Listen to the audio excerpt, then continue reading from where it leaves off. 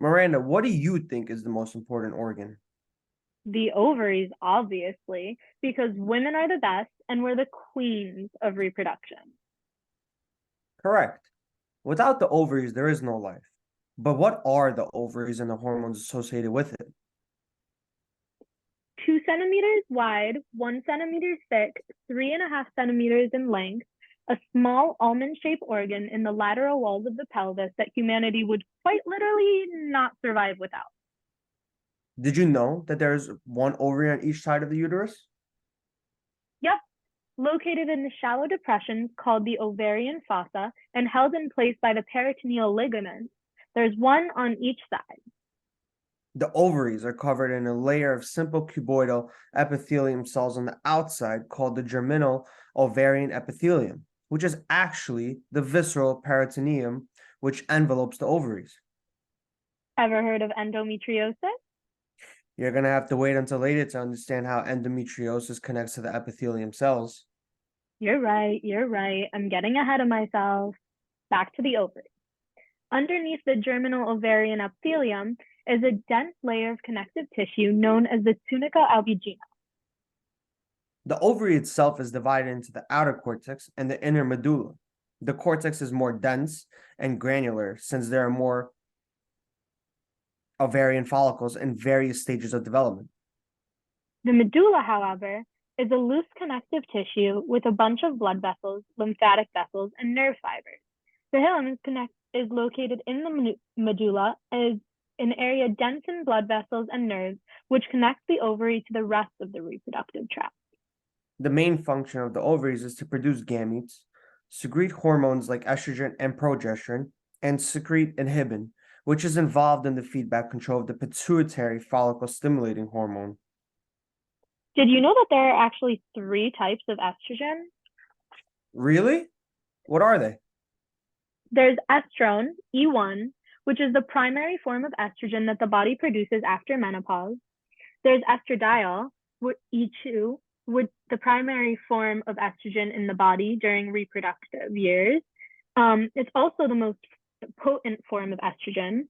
Lastly, there's estriol, E3, the primary form of estrogen during pregnancy. They all have a slightly different chemical makeup.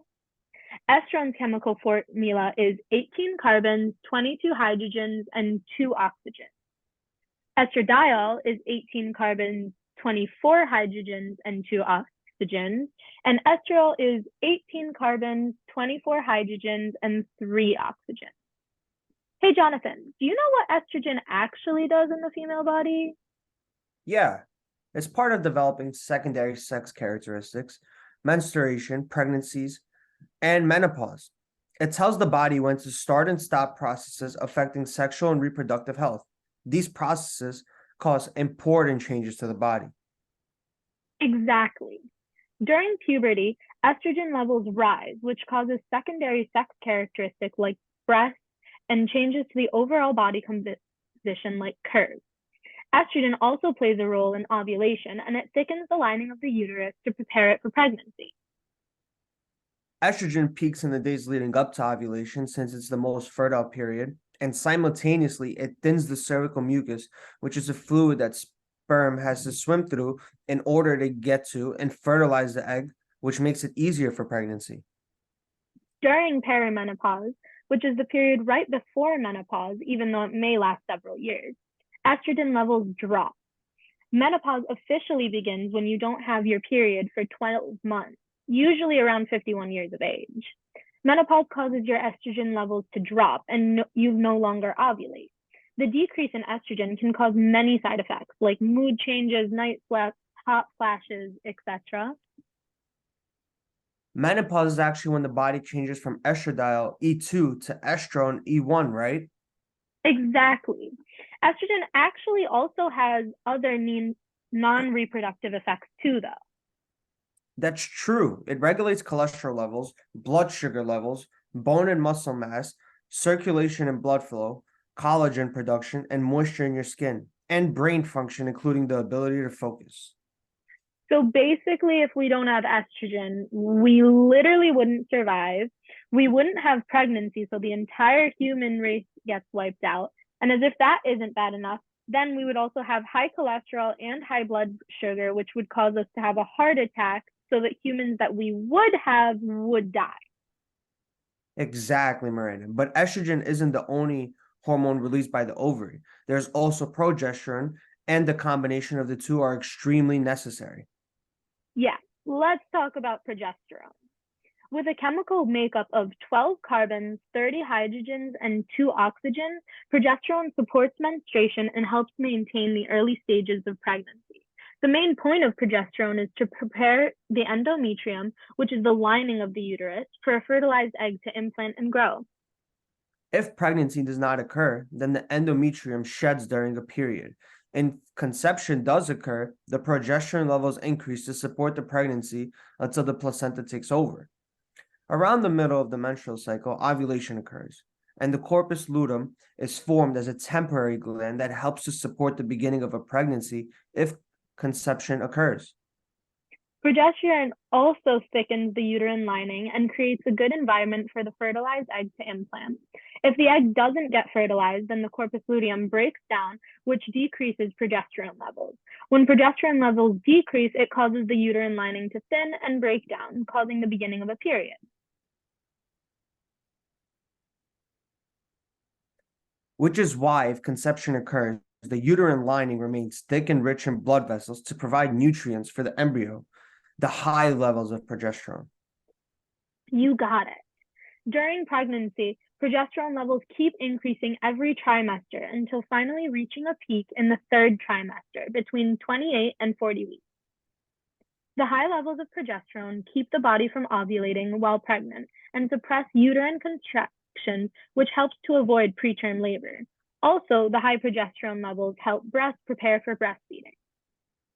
So, then low progesterone levels make it hard to conceive and may put a person at higher risk for miscarriage since they aren't able to maintain their uterine lining or stop contractions? Correct. This also means progesterone levels decrease in the years leading up to menopause when ovulation stops. So, progesterone's job are to thicken the uterine lining, regulate bleeding during menstruation, support a pregnancy once conception occurs, help improve mood, support thyroid function, and support lactation? Yep. This is why estrogen and progesterone are the most important of all the hormones. If there's an imbalance in these chemicals, I don't even want to know what could happen. Oh, remember endometriosis? Let's have a look back at that. The endometrial tissue is influenced by estrogen, and in patients with endometriosis, the ectopic endometrial tissue outside the uterus will respond in the same fashion as it does inside the uterus. There's an estrogen dominance and progesterone resistance. But what leads to this imbalance?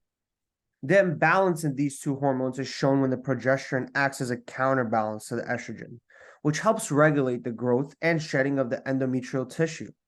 Since there is not enough progesterone compared to estrogen, it will lead to uncontrolled growth of endometrial cells. Wait, isn't there a new possible technique that involves dichloroacetate as a possible treatment for the pelvic pain seen in endometriosis? Spot on. Since there is no cure for endometriosis, unfortunately, researchers have begun developing new techniques to lower pain in patients and hopefully one day finding a cure for the imbalance. Isn't PCOS also due to estrogen and progesterone imbalance?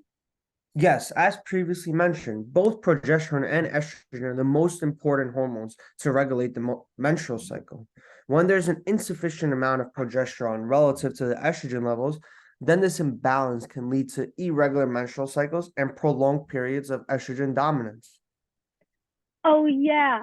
In this case study I read, there was a female that underwent insane changes in her body due to hormonal imbalances. Correct. This patient developed a severe amount of acne vulgaris as she was approaching young adult life and began gaining weight rapidly. Even though her period cycle was deemed regular, she had continued menstrual bleeding for almost 45 days.